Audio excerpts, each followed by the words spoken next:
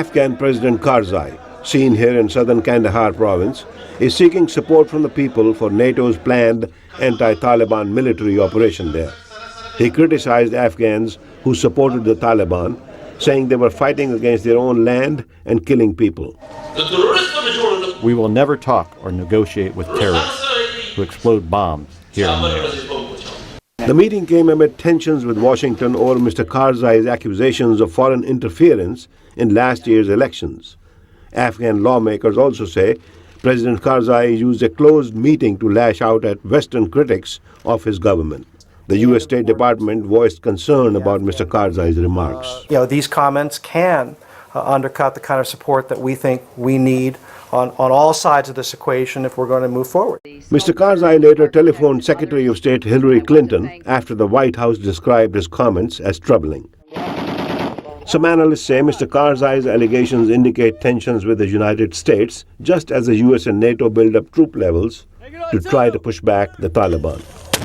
President Barack Obama made a brief surprise visit to Kabul late last month and urged Mr. Karzai to eliminate corruption from his government. We have seen already progress with respect to the military campaign against extremism in the region, but we also want to continue to make progress on the civilian. Some analysts tie Mr. Karzai's recent effort to forge closer relations with Iran and China to U.S. pressure over political corruption. Pakistani author Aisha Siddiqa. Karzai has been for a long time now making the Americans unhappy as well. And for instance, he's been engaging independently with the Indians, he's been engaging with the Chinese. But Walter Anderson at Johns Hopkins University says it is good for Afghanistan.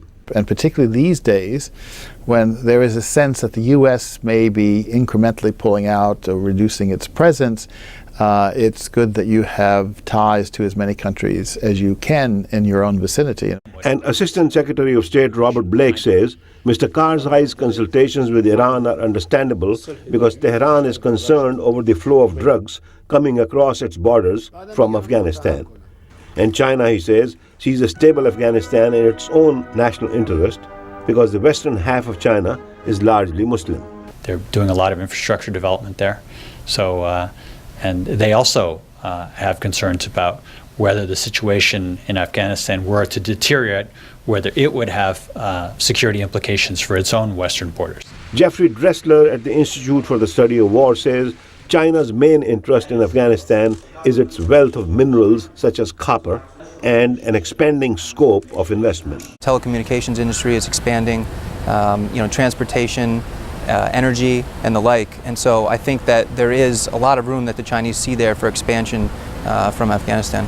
Analysts acknowledge that Iran and China's interests are often at odds with those of the West, and Mr. Karzai's closer relations with them could worsen the situation for the Afghan people.